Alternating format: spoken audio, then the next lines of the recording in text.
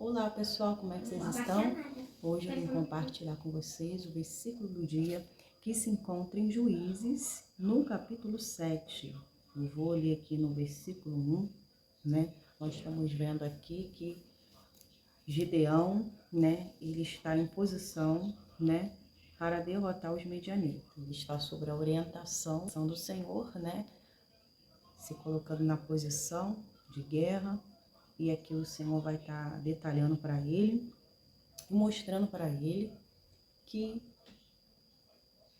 ele vai ter que fazer uns ajustes, né? Esses ajustes é na quantidade de pessoa que estava com ele. Por quê?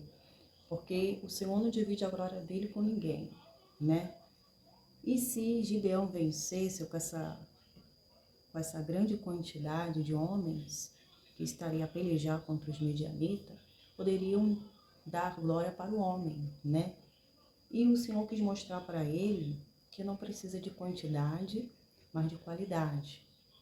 Ou seja, qualidade de quem está à frente, de quem está promovendo, de quem está guerreando uma batalha, né? E nós vamos ver aqui que Gideão começou a colocar em prática quando o Senhor falou.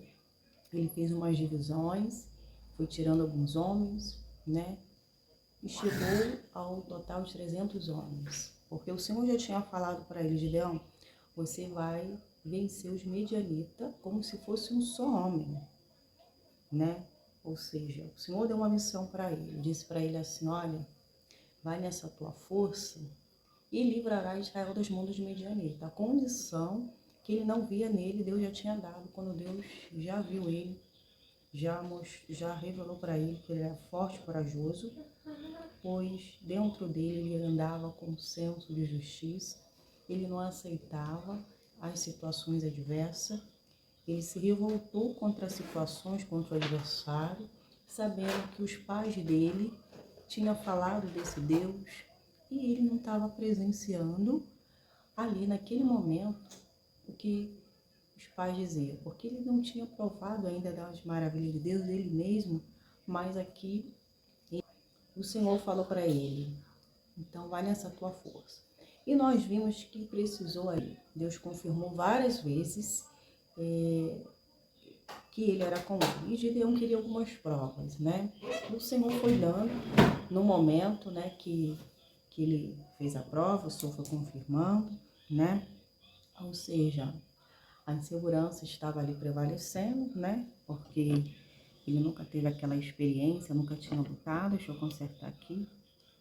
E agora Gideão ia poder contemplar não só de ouvir falar desse Deus, deixa eu consertar aqui, mas ele provaria da mão poderosa de Deus. Vamos aí. Vamos consertar aqui, porque ele está muito voltado para trás. Isso, por isso que ele caiu aqui na outra hora. Gideão, ele agora ia provar da mão poderosa de Deus, né? Que Deus era que guerreava, que lutava, né? E quando Deus assume uma peleja, uma guerra, né?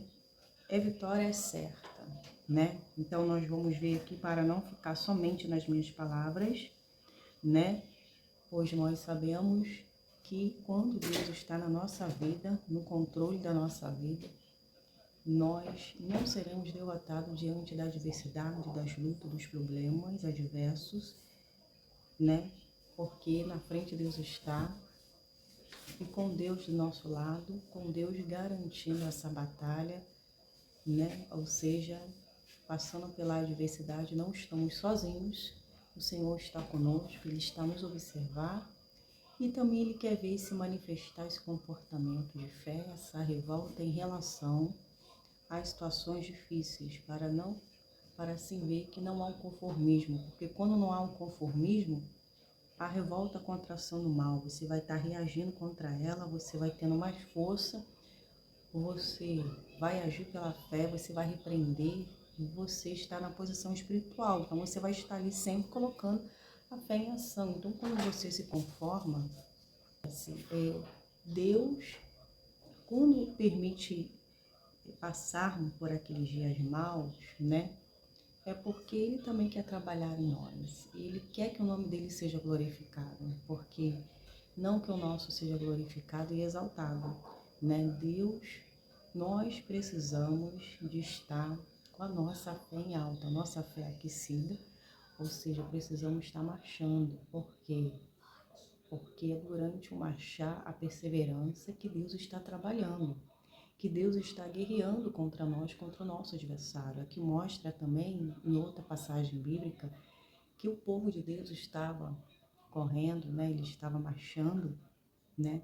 Para entrar no Mar Vermelho, e os egípcios queriam atrás deles, né? Eles estavam guerreando, estavam correndo, e eles aparentemente ali estavam começou o medo, queria tomar conta do coração deles. Então Moisés falou: olha para frente, cai firme, seja forte, corajoso, que o Senhor é com vocês. E eles continuaram, e os egípcios continuaram a perseguir o povo de Deus, né? Até essa perseguição, né, fez com que o povo não ficasse no comodismo, fez com que ele viesse estar na posição para entrar no Mar Vermelho e assim agir a fé, passar, né? Então isso mostra que até o momento adverso, que não é favorável, também nos ajuda. O Senhor usa os dias difíceis de tribulações, os dias de ameaças, para nos erguer, para nos habilitar, para nos aperfeiçoar, porque a escola de Deus, ela é diferente da natural, né? Do natural, né? Ou seja, a sabedoria do homem é diferente da de Deus, né? Então, o que eu quero... E o que acontece? Voltando aqui para a palavra, né? Nós estamos vendo aqui, né, que o inimigo, ele gosta de chamar atenção, ele gosta de aparecer. E nós estamos vendo aqui que o inimigo estava se achando no território do povo de Deus, né? E nós vamos ver aqui que aqui Gideão já estava na posição, juntamente com seus homens. Ele já tinha saído de lá, então ele estava já no território do inimigo, né? E vamos ver aqui no versículo 1. Todo o seu exército se levantaram de madrugada e acamparam junto à fonte de Arode. Os exércitos de Midian estavam acampados ao norte deles, num vale perto da colina de Moreh. O Senhor disse a Gideão: você tem guerreiros demais, né? Então o Senhor disse para ele: olha, Gideão, como eu estava já adiantando aqui a palavra, vocês têm homens demais com vocês, né? Para lutar contra os medianitas. Sei que os medianitas são numerosos também, mas o que acontece? Os israelitas vão se vangloriar diante de mim, né? Em outras palavras, eu não divido a minha glória com ninguém. Vamos fazer aí uma mudança, vamos mexer aí para poder não ir tão quantidade maior, né? Eles vão se vangloriar. E essa divisão, Gideão, você vai fazer assim, olha só, né? Você vai dizer pro povo que tá aí com você assim, ó, quem tiver com medo e assustado, pode deixar esse monte e voltar para casa. Então, essa divisão já começou por aí. Ou seja, o Senhor só queria os valentes, os corajosos. Então, ele começou a fazer essa separação, ó. E aqueles que ouviram, pegaram e foram embora. O Senhor foi sábio, né? E depois ele disse assim, então, olha quantas quantidades foram para casa. 22.000 homens voltaram para casa, restando apenas 10.000. Ficaram 10.000, mas mesmo assim ainda essa quantidade era uma quantidade grande para lutar contra os medianitas. Teria que ser menos do que esses 10.000 aqui. O Senhor, porém, disse para ele: seu exército ainda está grande demais. Desça com eles até a fonte e eu provarei para determinar quem irá com você e quem irá não irá. Desceu com os guerreiros até a fonte. O Senhor lhe disse: separe os homens em 2 grupos. Num grupo coloque todos que bebam água nas mãos. Então ele mandou separar em cada grupo, né, perto de um lago, e ali ele falou assim: bebe a água, né? Gideão desceu com os guerreiros até a fonte. O Senhor lhe disse: ó, você vai separar esses homens e vai fazer eles beber as águas com a mão. E aqueles que lamber, como fazem os cães, no outro grupo, coloque todos que se ajoelhem e põem a boca na água para beber. Apenas 300 homens beberão água das mãos. e depois se ajoelharam e puseram a boca na mão. Então você vê que aqueles que beberam água igual o cachorro, né, na água se abaixaram, esses não foram sábios, esses não estavam vigilantes, mas aqueles que pegou água com a mão e botaram na boca e ficaram vigilantes, né, olhando se o inimigo estava ali, esses estavam aptos para seguir com a missão. E o Senhor disse, Gideão, com esses 300, o Senhor já sabia, né, que seriam os 300, né? Então, sobrou os 300, Gideão, você vai pegar esses homens aí, né? E eu vou livrar Israel, entregarei os medianitas nas suas mãos. Então, você vai mandar para casa o restante aí, né? Então, ele fez essa divisão, né?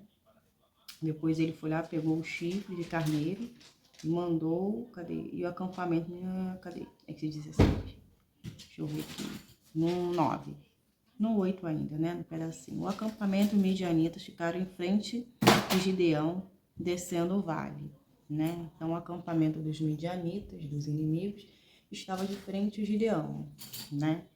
Naquela noite, o Senhor disse, ó, levanta, você vai descer no acampamento dos midianitas, pois eu entreguei nas suas mãos, mas se você tem medo de atacá-lo, desça até o acampamento. Então, ele falou assim, ó, se você tem medo, que é a primeira vez, você vai descer devagar, você vai ouvir o que o adversário está planejando, está falando, você vai chegar lá e vai ouvir tudo, né?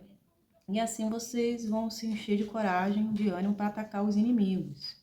Então Gideão, seu servo, por ar, desceram até o limite do acampamento do inimigo, o exército de Midian, de Amaleque e do povo do leste cobriu o vale com uma nuvem de gafanhotos. Seus camelos eram tão numerosos como um grão de areia de praia, impossível de contar. Gideão se aproximou no exato momento em que o homem contava um sonho a seu amigo. Um sonho a seu amigo. Um homem disse, ó, tive um sonho no qual um pão de cevada veio rolando dentro do acampamento, né, midianita. Então bateu numa tenda, ele virou e desmontou-se. O amigo respondeu, o sonho só pode significar uma coisa, a espada de Gideão, filho de Joás. O israelita, Deus entregou todo o exército midianita na mão dele, exclamou. Quando Gideão ouviu o sonho de sua interpretação, prostrou-se no chão e adorou, né? Voltou para o acampamento de israelita e gritou, levanta, o Senhor entregou o exército midianita em suas mãos. Em seguida, dividiu os 300 homens em 3 grupos de 100, né? E deu a cada um uma trombeta e um vaso de barro, com todo e uma tocha dentro.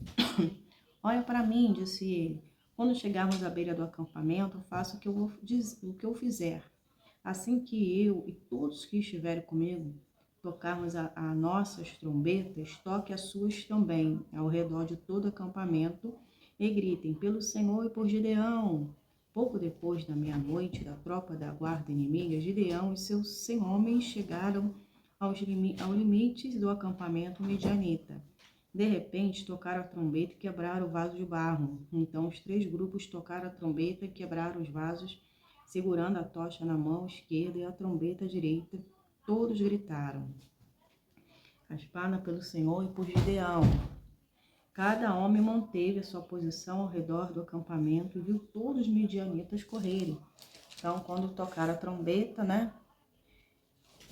Os inimigos começaram a correr, entraram tudo em desespero, né? Porque eles sabiam ali que o Senhor estava ali já dando a vitória, né? Então foi aquela gritaria, de um lado para outro, aquela agitação, os medianitas apavorados, né, enquanto eles estavam fugindo lá. E quando os 300 israelitas tocaram a trombeta, o Senhor fez os guerreiros que estavam no acampamento lutarem mais uns contra os outros. Então foi profético, né? Quando as trombetas, todos os 300 trocaram a trombeta, né, o Senhor já estava lutando por Gideão e seu povo. Pois é. Quando a trombeta tocou, aqueles homens, os midianitas, começaram a lutar um contra o outro com espada.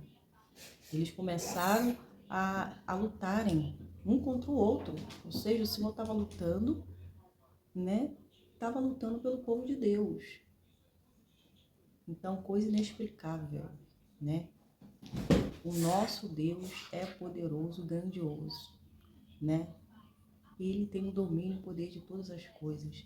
O Senhor estava à frente da batalha de Gideão e guerreou contra os adversários. Lutou contra o inimigo naquele momento.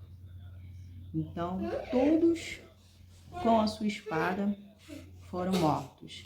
Os que sobreviveram fugiram para lugar distante como Bet-Sita, perto de Zererá, e para a divisa de Abemeloá, perto de Tabate. Então, os que foram guerreados morreram, se guerrearam um contra o outro na espada, e um grupo dos medianitas fugiram.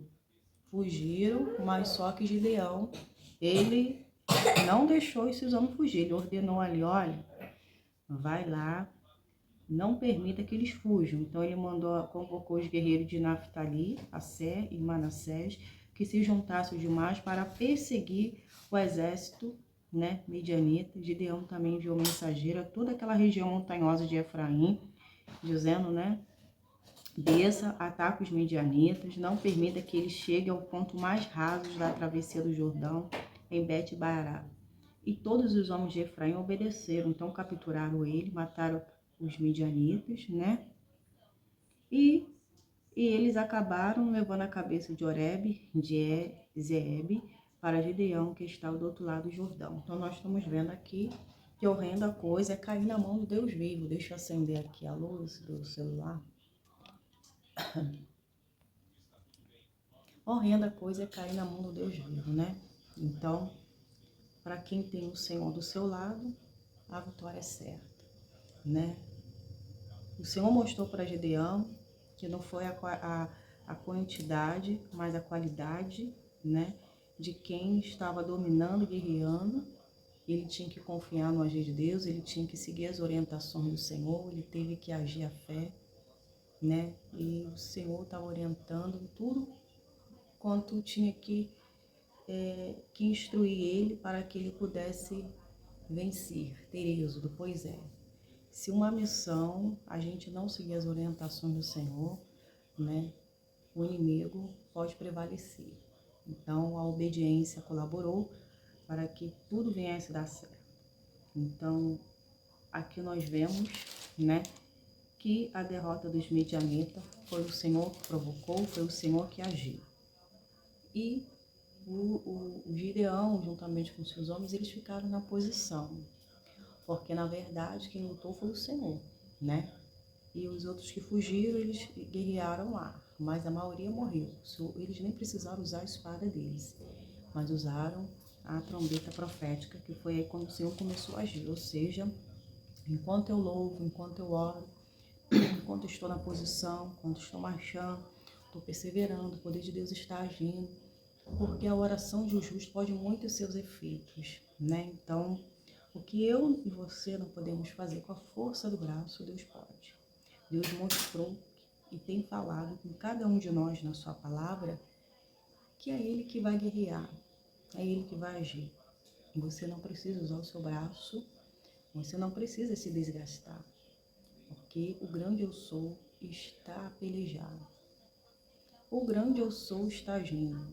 Jeová pega todo aquele que está se levantando contra a nossa e a... Pois é, né? Quem luta contra nós, luta contra Deus.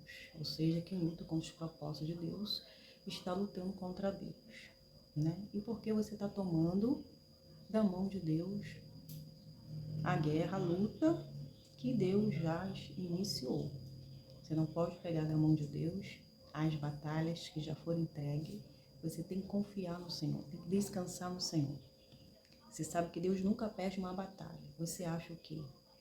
Que quem se dobra perante o Todo-Poderoso não tem oração respondida? Ah, mas está demorando, não estão vendo só os inimigos prevalecer? Não. Continue a marchar, continue a confiar, porque eu nunca vi um justo ser desamparado e nem sua descendência mendigar o pão. Ou seja, eu nunca vi o justo ir diante daquele que tem ouvido, que tem mão, que tem boca, né, para nos ouvir, para nos abençoar. Nunca vi. Ele deixar um justo sem resposta. Eu nunca vi Deus deixar o seu soldado perder na batalha, que é justo, que é fiel para com ele, né? Eu nunca vi quem se curva para Deus ver os adversários vencer, né? O inimigo muitas vezes acha que está prevalecendo, que está ganhando, que está vencendo, mas o Senhor ainda deixa os adversários achar. Por quê? O povo egípcio, eles se achavam poderosos e achava que estava na vantagem e estava rebelde ao deixar o povo festejar ele, sair do Egito. Teve várias pragas vindo sobre eles, mas eles continuaram resistentes à voz de Deus. E o que aconteceu? O Senhor pelejou pelo povo. O Senhor guerreou. O Senhor mostrou o poder dele. O Senhor mostrou quem tem domínio, quem tem poder para fazer o que ele bem quer fazer. Então, não impeça o agir de Deus na vida do meu povo. Eu que sou o dono desse povo. E vocês têm que liberar o meu povo a sair do Egito. Ou seja, eles estão trabalhando como escravo para vocês aí. É o meu povo. Você tem que liberar o meu povo para sair daí, para festejar o Senhor. Né? E nós vemos que não foi bem assim. Não foi aquela liberação, né, por obediência. Foi por causa da dor que já estava ocorrendo lá no Egito. Mas depois voltaram atrás. Né? E Deus já sabia que voltaria atrás, porque Deus precisava do coração endurecido. Deus precisava do adversário estar atrás do povo de Deus, para que tudo viesse colaborar para o bem da saída do povo. Mas voltando aqui, estamos falando de Gideão, né? Estamos falando aqui de Gideão, a derrota dos adversários. Estamos falando aqui, né, que Gideão assumiu a posição e obteve êxito. Mas o Senhor quer mostrar que que em momentos difíceis, um momento que não há possibilidade alguma de vencermos, o Senhor vem nessa hora para manifestar o poder dele. Ele nunca chega atrasado. Ele nunca chega atrasado. Ele sempre chega na hora certa. Não é verdade? Podemos destacar aqui que quando a viúva de Naim estava lá carregando o seu filho, né, para ir sepultar o seu filho, o cortejo já estava ali acontecendo e a cidade estava todos em prantos. E o Senhor chegou na porta da cidade e se deparou com aquela tristeza, com a mãe chorando. E o Senhor encheu-se de íntima compaixão, chorou e disse: mulher, não chores. Ou seja, eu não estou entrando nessa cidade por acaso. Eu estou entrando na cidade porque eu vim trazer alegria para você. Eu estou entrando nessa cidade para parar com a tristeza, pois a morte obedece. Até a morte vai pular aqui de alegria, pelos feitos do Senhor. Essa criança não dorme, mas está viva. Ela não está morta, mas está viva, em outras palavras. O Senhor tratava a morte como um sono. Eu quero te dizer que o nosso Deus, ele tem a hora certa de chegar. Aquela hora era imprópria, ela estava sendo ali, naquele momento, estava enterrando um filho. Era a hora imprópria, né? O Senhor chegou, não podia ter chegado antes. Não. O Senhor sempre chega na hora difícil, do impossível, para que o nome dele seja glorificado. O que eu quero te dizer aqui, que os medianitas estavam se achando lá, destruindo as plantações, tudo aquilo que o povo estava ali fazendo. E sempre frustrava o povo, né? Sempre ia lá para tentar parar. Era aquela humilhação daquele povo. Eles eram cruéis demais, né? Ele diz aqui no 2 aqui, no 6, os medianitas eram tão cruéis que os israelitas fizeram para se esconderijo nas montanhas. Então os medianitas eram cruéis. Eram homens maldosos. Ia lá para afrontar o povo, né? E os israelitas fizeram uma montanha, um esconderijo, para se esconder dos medianitas. Por quê? Né? Lá nas cavernas e nas fortalezas. Sempre que os israelitas faziam o plantio, né? Toda vez que eles faziam o plantio, achavam que ia colher, achavam agora vamos ter uma boa colheita. Os medianitas iam lá Eu não vou me demorar, eu vou até concluir depois essa palavra, porque eu já estou com 3% aqui no celular, mas eu quero te dizer, né, que os medianitas tinham prazer de ver os filhos de Deus na miséria, mendigando pão. Não deixava eles produzir. Tinha inveja da plantação dele, os gados, tiraram tudo deles. Mas Deus contou com Gideão. Nós que andamos em justiça, nós não aceitamos a injustiça. Ou seja, temos o senso de justiça. Né? Nós não aceitamos porque andamos em justiça. Então, quando nós vemos alguma injustiça, quando nós vivenciamos uma injustiça, nós ficamos revoltados. E isso é bom, porque faz com que você não aceite estar por baixo e ser cauda. Faz você assumir o seu direito de filho de Deus. Pois é, não importa se você é pequeno, se você não seja importante, mas você tendo Deus do seu lado, tendo o Senhor como o seu Pai, você é justo, temente a Deus, anda na integridade, Deus tem compromisso com você. E você deve confiar no agir de Deus. E se o inimigo que está te afrontando, que está te ameaçando, que está agindo contra a sua vida, ele vai cair por terra. Você deve continuar a marchar, perseverar. Deus tirará a força do inimigo. Né? Aquele que te guarda não está dormindo. Aquele que ouve as suas orações, seu clamor, sabe que subiu até o nosso Deus. E ele está guerreando a seu favor. Então, ficai na posição. Os homens de Deus ficaram na posição e tudo aconteceu quando ele estava na posição. Ele estava ouvindo o Senhor e fez tudo conforme o Senhor falou. Você deve ficar na posição, você deve confiar no Senhor. A palavra de Deus não volta vazia, ela é espírito e vida. Amém? Eu já vou encerrar, porque daqui a pouco vai acabar e eu não encerrei o vídeo. Mas estarei voltando em outra oportunidade aqui para encerrar esse desfecho. Em nome de Jesus. Quero já abençoar a vida de vocês e desde já abençoo todos vocês. Foi para a liberdade que Cristo nos libertou. Deus livra o seu povo, Deus livra cada um de nós, pois Ele não nos fez para sofrer e viver humilhados, atormentados, oprimidos pelo inimigo. Pois o nosso Deus nos fez para estar por cima, para liderar no mundo espiritual e manifestar o caráter de Cristo e a identidade de Cristo. Deus abençoe em nome de Jesus. Fique na paz. Tchau.